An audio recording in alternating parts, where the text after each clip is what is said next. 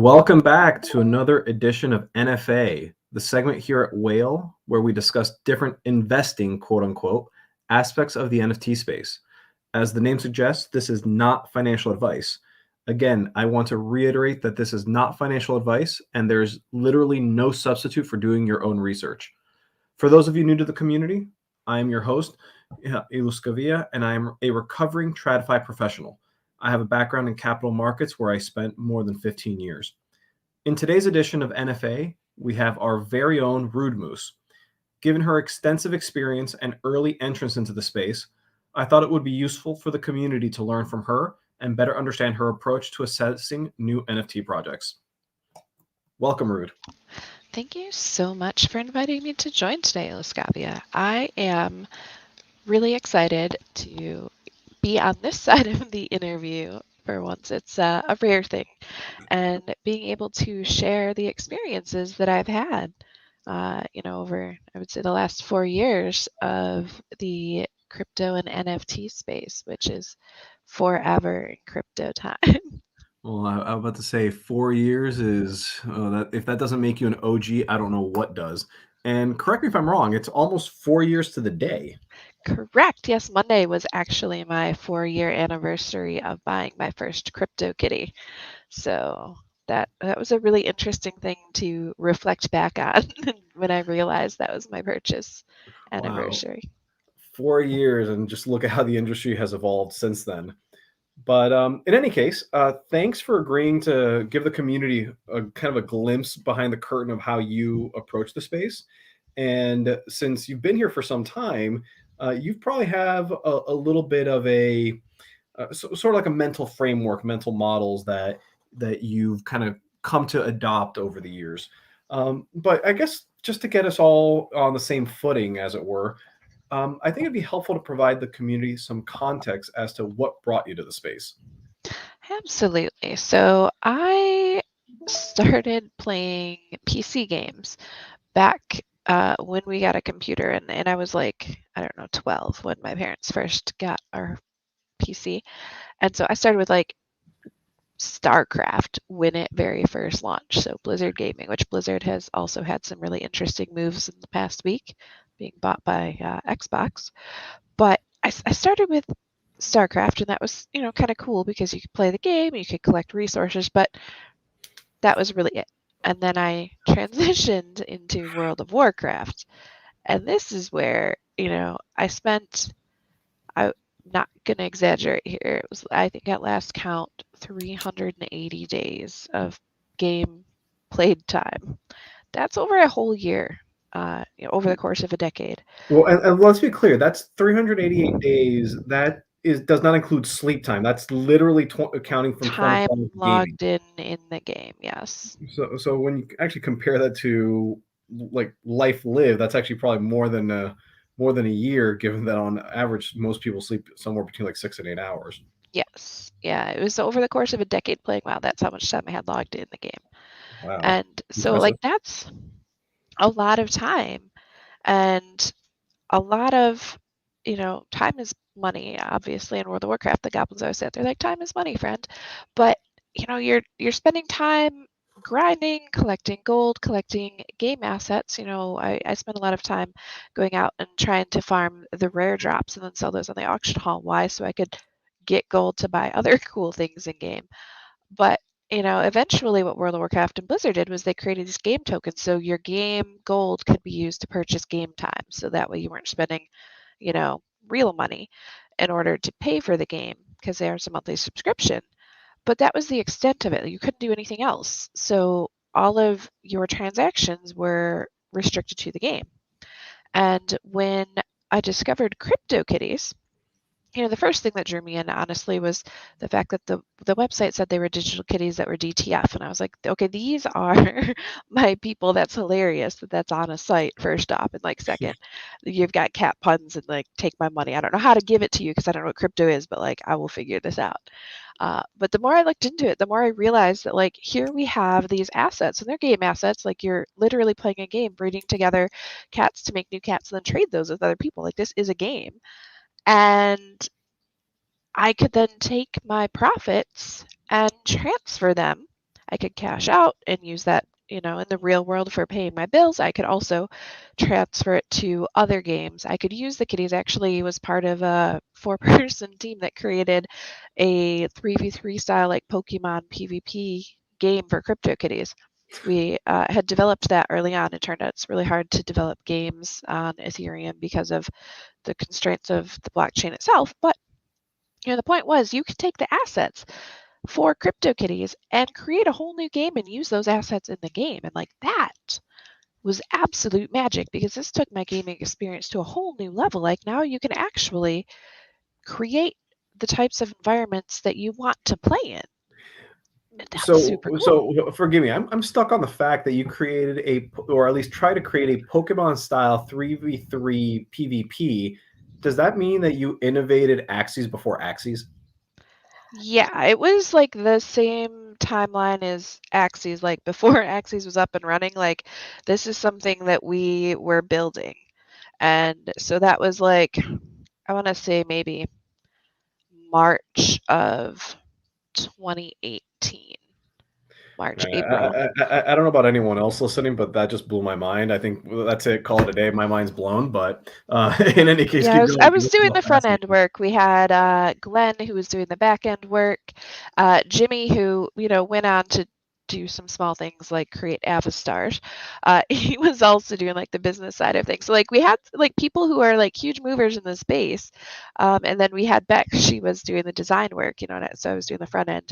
Um, but yeah, like we were building this thing, and had a little bit of support from the CryptoKitties team. This was before I joined the team, obviously. And so there was a lot, from my perspective, that like this made sense because you can, no matter what your skill level or interest was, like you can get in and find a niche in the NFT environment that would find a way for you to, find success or create success. And that's, I think, really important for people to understand that like there's not a one size fits all, but if you have an interest in creating, the beauty of blockchain is that you have that permission. You don't need the developer's permission to create a new experience for your tokens. Okay, so the fact that you're talking about this ability to create and all these in-game ecosystems and all these mechanics, but that clearly all resonates with anyone that's already in the space or has been there for some time. But how, given that a lot of non-natives struggle to understand this, how could you explain that aha moment to them to help them wrap their heads around it? Because at the end of the day, we're all in different parts of this journey. And while I may have understood maybe 90%, 80%, if I'm being generous of what you said, there are people that have understood maybe 10%. I think that for a non crypto native to look at this, I have trading cards. I can look at them in my little 3-ring binder because that's where most of, your trading cards would live. But I also have the power to take them out. I could take them to the local game shop and sell them to somebody else. I could go trade them. Like I'm not restricted to keeping them only in that binder. Okay, that's probably a very good way to explain it to them. But that's before we even get to all of the other sort of crypto mechanics. Um, Now, I want to kind of come back to why you focus on CryptoKitties so much. I do recall that at the time there weren't many projects or sort of initiatives at that time that were really playing with the gamification aspects of it. But and like anyone that's been on any of your Marble streams know you've got a lot of CryptoKitties. Um, was that kind of a byproduct intent rather was that an intentional byproduct of your experimentation in the space, or was that purely by happenstance since you just got carried away in this particular project? So with CryptoKitties, like that was, my onboarding into the space. And I would say for maybe the first year and a half of being in NFTs, like I was solely focused in CryptoKitties. I actually had sort of like poo-pooed the punks because I was like, oh, they're not cute, and I don't want one. This is when they're like maybe point 0.1 ETH. So, if we think about where punks are now, that's obviously, maybe an oversight on my part for not getting in, but I just didn't love them. And being true to myself. I was like, I'm not going to spend money on things that I don't love. So, that's where we're at. And there's a lot of experiences like that that people will have.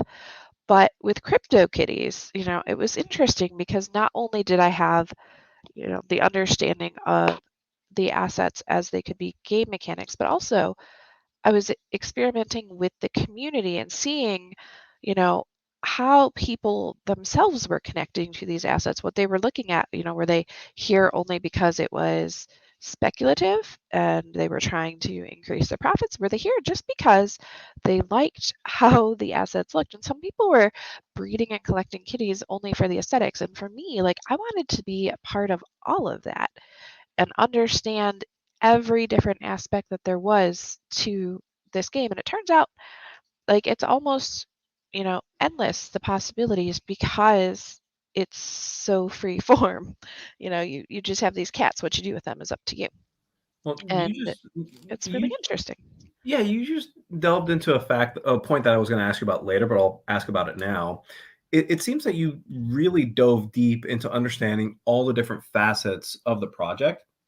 And let's be clear, not everyone that will come across will actually do as much of a deep dive as you did, or won't even appreciate a fraction of the utility behind them.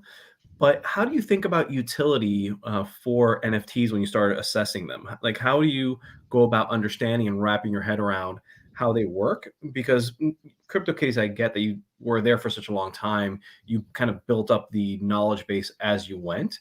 But if you're assessing a new project, how do you start looking at that? For new projects, I'll say I definitely haven't got as deep into any of the new projects as kitties. And part of that was just because I was there for so long, but also, because there were game mechanics to CryptoKitties. And you see the same thing with axes. There's breeding. So people tend to have, more axes because they're breeding them. A lot of the projects that are coming out now, especially if we're talking about like, the PFPs, the utility is largely created by the community. When a project comes out, you look at things like their social media, their website, their Discord. They can post a roadmap, but until they actually deliver on that roadmap, that's like one of those things that you have to take with all the grains of salt because just as easy as it is to say, here's a roadmap, they can then say, all right, well, you minted, I have your ETH. I'm just going to step away. Good luck. And at that point, it's really up to the community to determine whether or not maintaining the worth of these assets is worth people stepping in and kind of taking over and creating that value within the community and within that project.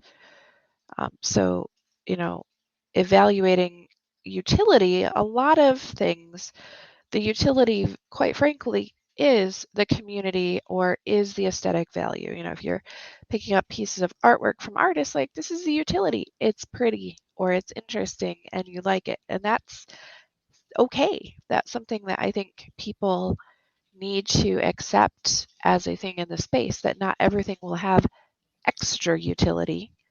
And if people, are creating projects with roadmaps, like take it with a grain of salt. So going back to the concept of just because there's a roadmap doesn't mean that they'll execute against it. How do you validate that a team is sincere and legitimate behind that roadmap? Because some teams have seasoned individuals that you could probably look at a track record. Other teams are brand new individuals that you've never heard from before. So how can you, at least, how do you think about validating their earnestness and I guess likelihood of execution against it? So, as you mentioned, judging projects based off of the people involved and their track records is something that I tend to do quite a bit. So, if a project launches and has a bunch of, anonymous founders and moderators and people that only go by their pseudonyms online, just like the rest of the world, like there's a little bit less trust there simply because their reputation isn't as staked to the project. If it's something like, you know, Whale Shark launching a project, like he's got a pretty big reputation to uphold. So when he's delivering or, launching something, you know that he's going to deliver because his reputation has, more stake at play. That's something that, if you put it out there, it's now at risk, so you need to deliver. If you have a bunch of people who nobody has heard of before, you don't have mutual followers on socials, like nobody knows them, that's a little bit higher risk, or maybe a lot a bit higher risk. And Looking at people, that are serial entrepreneurs, but in the crypto sense, where they're regularly creating new projects and flipping them and not really having, if your roadmap is only, I'm gonna create the project, give you a companion drop, and let you buy merch, like, is that really a roadmap? Maybe. Maybe it's, enough, but understanding that that's all you're getting out of it, and it's up to the community to build the value. do That's something you people need do to you know. give any particular weight or credence to whether or not the team is doxed? Because if you have people that just go by pseudonyms or unknowns, but they sort of reveal who they are behind the pseudonym and put their real life name and reputation on the line, is that something that you put any sort of value or weight, or do you give any weight to in your assessments? I do think that having people who are docs does give extra weight to their projects. Reason being, and maybe one of the darker points of the space is that you're creating projects where people are putting in sometimes very serious amounts of money. So if you're not following through on promises that you're creating, people tend to, have strong feelings about that. And I actually, I had my identity out there when I joined Dapper, and that was something that I started getting some rather unwelcome types of communications just because I was accessible, and that's a risk. So if you're willing to put your name and your identity out there, um, yes, it does significantly up the stakes. That's something that, a lot of times though people will create alter ego. So even though it looks like they're putting their IRL identity out, maybe they're not. Maybe it's a deep fake. So it's one of those, just like the not financial advice, like always do your own research, because a lot of times identity, is tied to what people are creating and not necessarily reality. Okay. Now, given that you, anyone that's attended your Marvel stream and knows that you're do your NFT giveaways and it's a varied selection over the months. So, given that you have such a like broad portfolio, how do you seemingly get to these projects so early? I mean, how do you decide which projects are worth your time in crypto? I mean, if given the high throughput of projects on any given day and the amount of research required to validate the team, understand the utility and the like, how is it that you're sifting through all this and identifying so many projects and seemingly so early?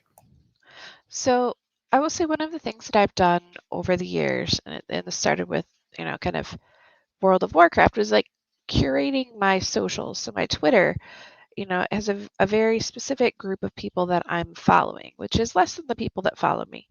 And a lot of that is because I make sure that when I'm following people, they're either people that I have a personal connection to, whether it's IRL or, you know, we regularly interact in the crypto space, or I know, your reputation through a trusted, person that we're both, associated with.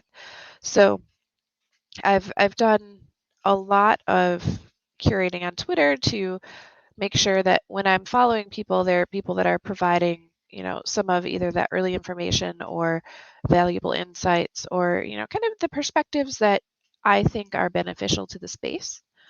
And that has, then resulted in seeing a lot of these projects that are launching earlier. There's also things like on rarity tools where you can see like new projects that are launching, um, that are things that maybe are a little bit higher risk because you're looking at them and it's new, but if in my case, like, I have moderate risk levels, so you know if the ETH is not too high, like, I'm willing to mint a couple of the thing just to see where it goes. um, but looking at, again, socials, if you have a project and you're launching, and maybe this is a good time to pull up an example on Twitter. But for example, with caked apes, which is something that we talked about in one of the recent whale office hours, you can see on the screen Iliscavia's caked apes. They are, have 24.3 thousand followers.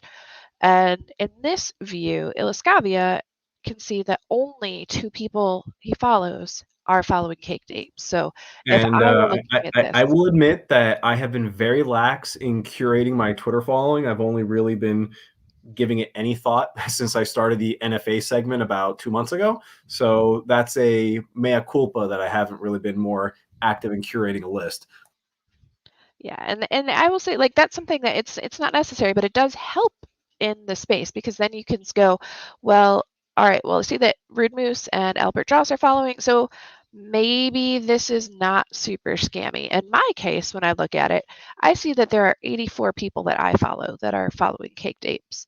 So then I can actually look at, in the case of all of these, look at the list and see who of those 84 followers, like who are they, what is the quality of their Twitter feeds, and obviously as you're scrolling through Twitter you get to kind of know people in terms of like their shill factor and how successful have they been in their crypto experiences so far, and kind of measure the reputation of a new project based off of the people who are interested in it, which is kind of a secondary assessment, but something that if I'm looking at a project that has 30,000 followers and I know 2, that's a red flag for me just because of how many people I've been involved with in the space here. Yeah, well, you've also been in the space long enough to have a lot of connections that should give you a good sort of like early warning system, as it were. And again, this is all NFA. But when you think about all these different new projects, that's just, I'm assuming, one element in how you assess a project. It's who you know that follows it as well. That it's almost like you've outsourced the due diligence to a certain extent, maybe. Yes. And when you go in and you do the secondary look, see which of the people that followed was sort of like their credibility. But what else do you use? Like, what mental framework do you follow when you look at it, given that it's still a deluge of like you're drinking from a fire hose of all the projects? And again, I'm assuming I could be wrong, that this is just one element that you're using. But is there anything else in your mental framework or in your mental models that you use when you start looking at these to Yeah. go beyond the So top level? I would say beyond that, I look at projects and see, like, personally, do I like the artwork? Do I think it's cute? Which is, a pretty weighty factor for me because that way, even if it ends up being a rug pull, do I have something that I don't hate in my wallet? Because that's a big deal. It's important. Invest in things, understanding that it could be a complete loss, and at least if you have something that you don't hate, like, it's still kind of a win. But in addition to that, look at their website. So does the website look like, it was created with some sort of thought behind it? Is it just a bunch of Fiverr art? Is the website a exact replica of other projects that have come out recently? Because if it's the exact same thing, either it has the same devs or it has somebody that's copy pasting all the code. And you can look at the contracts to see if they're verified. That's really important, checking on etherscan. And then finally checking their Discord too, because just about every project that rolls out is going to have a Discord, and I have like the max Discords that you can have with Nitro is 200, but then I have secondary Discord accounts that I actually keep for like projects that I bought into but not really active, so that way if I need to go quickly search their history, and see what's going on in the chat, if there are any flags, like that's something that I have, available. And if they're like running a lot of those like very shilly, spammy, like, recruitment DMs on Twitter, everybody like retweet to get on the wait list, like that's something I tend to shy away from because honestly, I don't have the time or the energy to be doing a bunch of work to get on your, early mint list.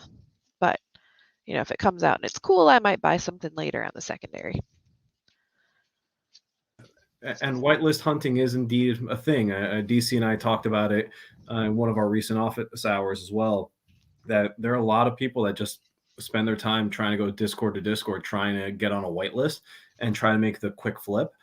But to me, that to your point, from my perspective, that's not necessarily indicative of a strong community, nor is it necessarily indicative of a project with longevity. But I pulled up the Caked Ape sites just as an example of what these different websites might look like, and it does look different than other ones I've seen. Um, but to your point, also earlier, you were talking about the roadmap. This is what they kind of like a very slimmed down and kind of almost like cheeky roadmap, if Yes. I'd like to say it. But It's super cheeky, and honestly, for me, that was part of the draw because I bought my Caked Ape, A, because I like the art, and B, because it's a little bit silly and I'm not expecting it to be a serious investment. So, similar to the CryptoKitties and the kitties being DTF, I was like, yes, like this just is funny. So yeah, I'm in. Uh, but it's something that, looking at the projects, like how much of it are you buying into as an investment versus how much are you buying into for the community or just because you like the art and it's funny? And Subspace had posted in Discord says, so in the end, Rude Moose goes for what she loves, and that's absolutely true. That way I don't have the regrets of like, oh my gosh, I spent this ETH and I bought these things assuming it would go up and then it didn't, and now I'm stuck holding the bag. Like I don't have to, kind of have that stress about it. yeah. Well, that's the same advice I give to a lot of people that ask me. It's like what you said. It's buy what you like because if it goes to zero, you still have something you enjoy. This But is going absolutely back true. to one thing you were saying a moment ago, you said that you verify that that you take a look and see if the smart contract is verified, and you said that you look on Etherscan for the check mark. Do you do anything beyond that? Do you need? Are you required? Basically, do you need to be a developer or a programmer or a coder in order to understand and delve into a contract, or is it just looking that has that little check mark? Is that sufficient? I would say at a base level, like the check mark is sufficient. If it doesn't have the check mark, that shows you that the project developers really didn't take any steps at all toward, validation and verification. Which, if you're trying to legitimately roll out a project, why wouldn't you? It's like the bare minimum. Um, I do have a dev background, so for me, like, sometimes poking at the contracts and seeing what's going on is a little bit more interesting, but it's definitely not necessary. It's, something that is, especially because if you're in the space long enough, you start to kind of pick up those things if that's an interest that you have, but it's not required. It's just something that, is kind of a little bit extra. As long as you're seeing that things are verified, that is a really good start. Okay, so that's helpful. So, um, and as far as you mentioned earlier, looking at things like Rarity Sniper, are you ever concerned, however, that that's almost like outsourcing again to a centralized entity, that you're not necessarily doing your own thorough due diligence, or is it just another tool that you use as part of a mosaic of assessment? It is most definitely another tool that I use. I've never purchased anything simply because it looked rare on, these websites, and thus I had to have it and pay a premium for it. It's something that, I look at and go like, what's going on? Do any of these catch my eye? Can I then look into it further before I click the buy button? Um, and that's really, I think the biggest thing is like you need to start somewhere. So starting the places where you have a lot of information all compiled together, without having to do a lot of work to find it, that's a good start because it's more efficient. And then you can then branch out based on which things are catching your eye or appealing to you.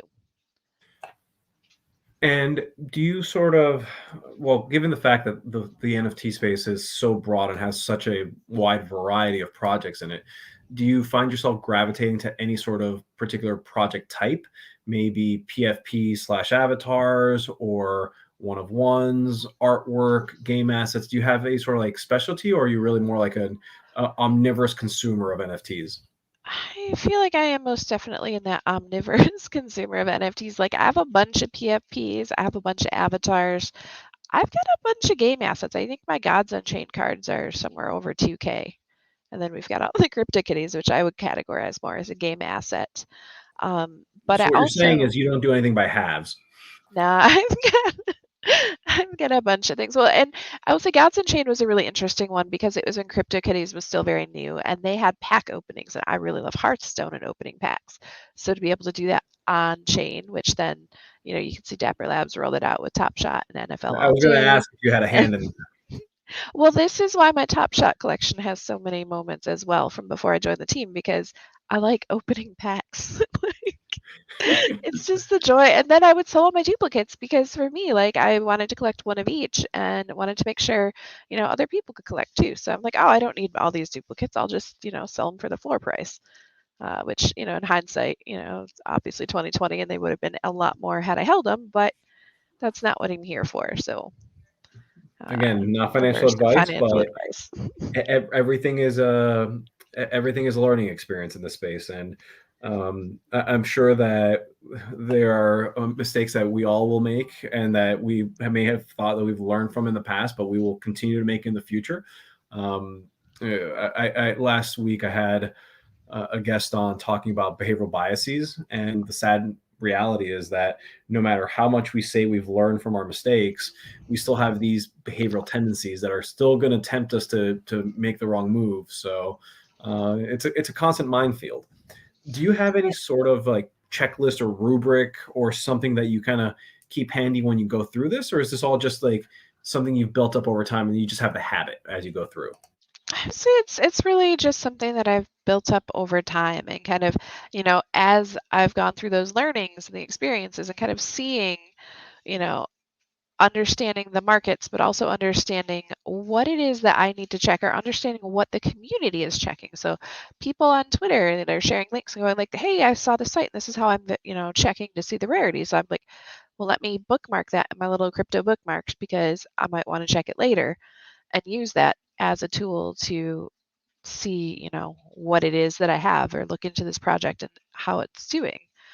But it's not something that I have a specific checklist for by any means. Okay. Okay. So a lot of it is just you're very adept at it because you've mastered the art as well as the science of NFT investing. Is that what we're reading between the lines? Yeah, I think it also helps that maybe I have, multiple monitors on my desk so I can have all the things open at once. I'm gonna look at it I, all. so some people might say that's cheating. Maybe. I call that a wise investment. Yes. Yeah, All right. it definitely helps. That's for sure. And I will say that, in this space, especially in not financial advice, but if you're looking for, more of the finance investment flipping for NFTs, having multiple browsers open at once is really helpful because then you can look at different marketplaces, see where you're getting the best deals for things. Well, you just opened and walked through the door. I was going to ask you a question about it now, so thank you. Almost as if we're in sync. But since you opened the topic, like opened the door to the topic rather, there are different marketplaces now. So we have like the open, for example, like we have OpenSea, and now we have LooksRare, which is like a new up and coming that made waves with its airdrop recently. But how do you think about the fact we have all these choices when we're looking to buy and sell, and how you as a collector and investor might use them against each other, or things that maybe someone new to the space might need to consider before they start using any platform? So the thing with having only OpenSea, and I would say I've been around so long that OpenSea was actually like brand new and didn't have a Discord and just hung out in the CryptoKitties Discord. And when I used to search for CryptoKitties with specific bios, if you searched for moose, you would also get results that had goose and mouse because it had this elastic search that was trying to help people auto-complete things. So like that's the history of OpenSea. You can see in the CK Discord me like pinging Dan years ago, going, "Can you please fix this so I can find moose cats?" So, like that's an interesting thing. But looking at the different marketplaces, I would say it's really important. And maybe this comes from my history growing up of like going to a lot of yard sales and antique markets with my grandma.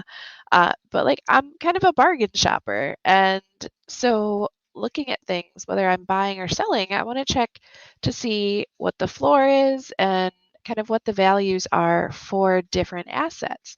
And if you look at right now on the screen, there's OpenSea, and the floor for these caked apes is 0.215. So, we have almost 5,000 owners, and you have this floor and how much ETH has been traded.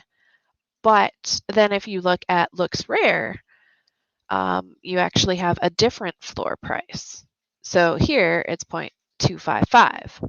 So if I'm going to buy a caked ape, I would probably look to buy where the floor is lower if I didn't care about, the traits. But if I'm looking to sell, I'm going to post mine where I have a higher floor because that's, obviously going to get me a better value for my listing.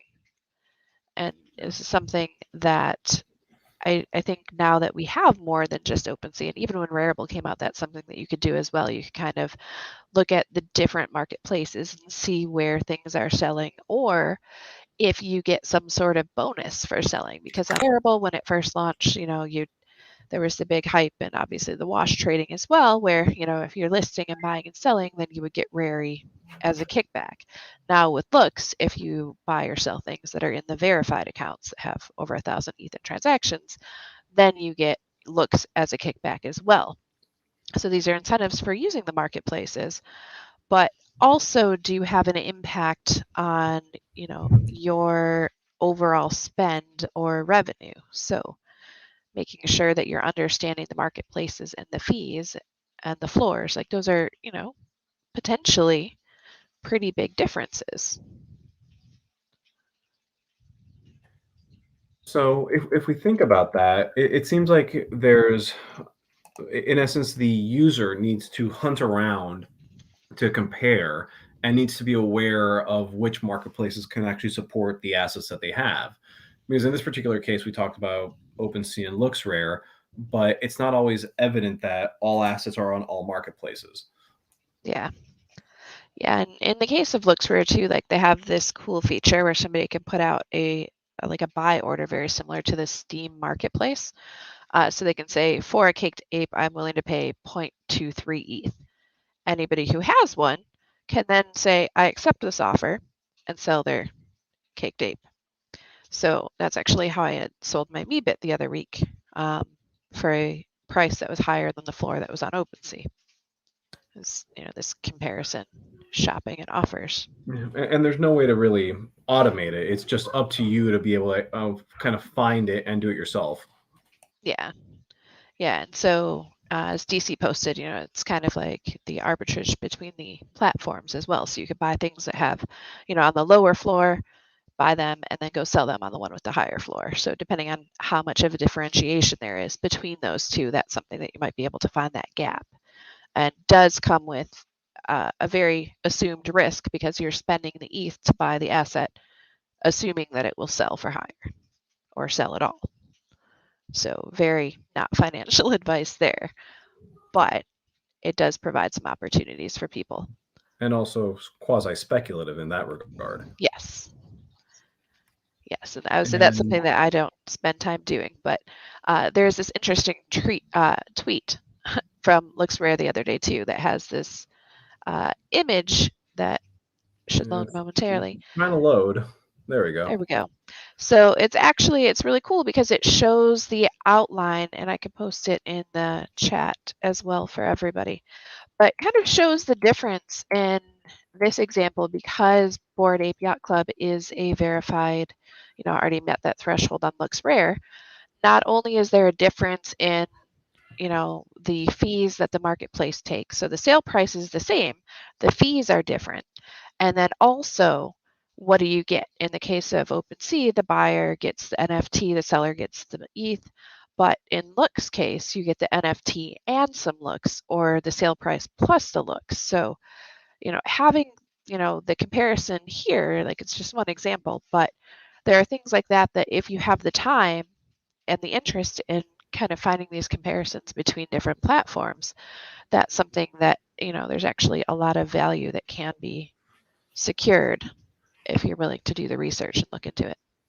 I guess from my observation from this particular example is that this is all good and well as an attractive value proposition for LooksRare, only so long as they have this token incentive. The minute that token incentive goes away, I would imagine that things would then normalize a little bit more towards the differentiation based on just the fees, and you might see that spread between the floor prices might actually narrow. I suspect that there's a little bit of distortion right now based on the token incentive. Yes, and that's something to keep in mind for sure, because I mean, I think similar to Rarible when it first launched, the price of Rari was up, the transactions on Rarible were up because everybody wanted to be transacting in order to essentially farm this Rari token. And as long as you keep the transactions up, you're keeping the fees there.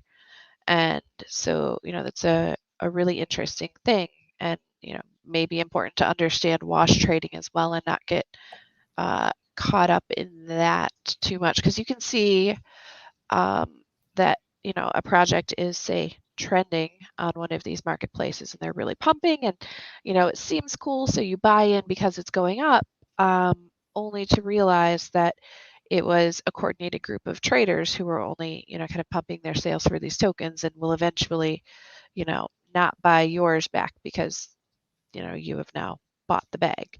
So keeping an eye on tokens and understanding kind of why they're moving is a really important thing to do a lot of research on. Like, check socials, check websites, check anything relative to an NFT that you can find before you just jump in, especially if it's something that is currently on an upward trajectory, because those are things that there are a lot of different reasons a project can be increasing in value, and you want to make sure that the ones that you're buying into are doing so because they're stable. Well, when you're talking about those wash sales, is it really just because any transaction between a group, or that also includes like the private transaction function, or does it have to be an unrestricted transaction that then you need the coordination of a group? So with the wash sales, like, they don't necessarily have to be unrestricted, or the restricted transactions, because what you have with the blockchain, like, everybody has a unique address, so you can search for somebody's address, see which of these tokens they're selling, and coordinating between each other. you know there is a little bit of risk that somebody else will buy your thing, but if you're in the process of pumping a project, uh, that's not the end of the world if somebody else buys your thing. Yeah, no, but that's why I was asking if it also counts the private transactions. Because, like on OpenSea, I know that I haven't looked at it on LooksRare, but I know that on OpenSea, I could specify a sale, let's say, just directly to you, provided you give me your wallet address. So it's only open for you to buy it from me. I don't know if that would be captured. I just wasn't sure if maybe you had a perspective on that. I do not know if those are captured on Looks Rare. I'll say, like, aside from being an end user of the platform, I have no stake in it. Yeah. So, it's something that I'm exploring the same as everybody else. But Nightmare has posted in chat that that's not part of the Looks Rare crediting. So, Understood. So it needs to be an unrestricted, unfettered sale, or rather transaction. And I guess the other thing I'm just thinking out loud, and this isn't really a question, it's more of a statement, is if there's a bunch of wash sale trading going through that's pumping up the price, if those individuals are living in the U.S., I'm assuming that they're going to have a tax liability at some point, and I can't imagine that that's actually going to be beneficial for that individual unless they're living in a low tax jurisdiction, because you're artificially inflating your own price. But again, right. that's just thinking out loud. Yeah, there's, I'm sure, a lot of tax ramifications that people are either not planning for or not aware of, and eventually that will come to, you know, bite them. But A little preview. I'm trying to get a crypto tax person to come as a guest in a later show. So hopefully we'll be able to have someone on the show that we can then maybe ask these sort of questions to. But in any case, Rude, thank you very much for your time today. Um, I I need to be careful because if you'd let me, I'd probably keep you here all day peppering you with questions. But on behalf of the community, I want to say we appreciate you and all that you do for us. And I want to say have a great day, everybody, unless we have any questions from the community that have come in. see some folks typing. I'll say I really appreciate you having me join. It's really fun to be able to share, the years of experience that I've had in the space, especially not being a serious investor, which sounds funny having, all of these NFTs, but it's not something that I've done solely for the sake of investing. So it provides a different perspective than I think, more of the traditional finance folks jumping in and only looking at the NFTs as tradable assets. So, Well, I could say that some of the TradFi professionals still don't even know how to view an NFT as an asset. And oftentimes, in speaking with some of my former colleagues, they view all digital assets as one asset class that includes tokens as well as NFTs and other sort of remotely associated investments. They don't necessarily get into the nuance yet, which is kind of scary. it's definitely interesting, but I think we'll get there. I think, right up there with a lot of the people who are into like, traditional gaming and yet don't understand the value proposition of NFTs and are opposing their game assets becoming NFTs. So we'll get there eventually. Part of it's education, part of it's us as a community. It's our responsibility to be ambassadors and help people on their journeys. But in any case, I'm not seeing any real questions coming through. Actually, I just realized that we missed one. It was Justin was asking if we think that this dynamic that we discussed about OpenSea and looks rare with the token rebate is going to force OpenSea's hand to either create a token or lower their fees. I don't know if you'd like to field that.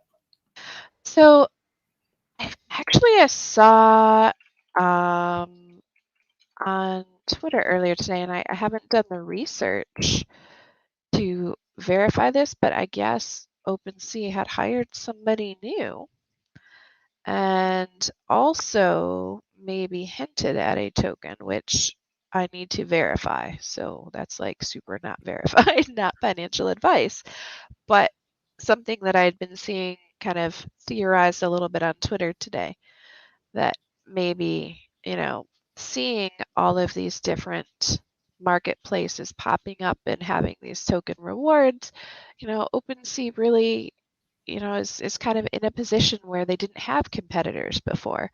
And now you probably lowering fees would be the easier move from a business perspective. But from the community perspective, I feel like dropping a token would provide a better community reception than lowering fees. Are you referring to their new hire of a new CTO that they poached someone from Dharma? I think is what I saw. Yes. Yeah. Yeah, I saw that, and I'm inclined to think that they're going to launch a token, only because if I don't know if you recall, but last year there was the news that kind of sprang up and then quickly like went away that they were thinking about going a IPO route, and then there was incredible backlash from the community about how could they sell out, go private equity, go public markets instead of doing a token sale, and they quickly went away and they walked it back, saying that they had no intentions of publicly listing. So I'm inclined to think that they're considering the token sale, if for no other reason that if we consider that first news as almost like a trial balloon, and they kind of got, let's call it, scolded by the community, and I think it maybe caused them to reassess that they needed to do something. Yeah, I do think that that is a very accurate assessment of how that announcement went. Because it was a very strong pushback, as we saw first. Uniswap had released a token for people who'd been using Uniswap forever. And that was, a really fun thing that, came out, because largely in this space, like the thing about decentralization is that we're now enabling the resources to be given back to the people who are using the tools, not just the people who have a whole bunch of money to start with, like it's equalizing a lot of the financial aspects that previously were outside of reach for the vast majority of people. And so, going an IPO route, what does that do? It just centralizes the finances again, instead of spreading the wealth through the people who have been actually, over the last 4 years using and helping you develop your platform. Yeah, there's definitely something to be said about it. It's definitely more egalitarian, but by the same token, depending on how they, pun intended, depending how they structure the incentives, they could run the risk of, in essence, just remunerating the people that use it most because they have big bags to begin with, at which point you're back at the same dynamic. So I think they have pitfalls on both sides, in both approaches, and it's just a matter of clearly thinking through how they actually structure it.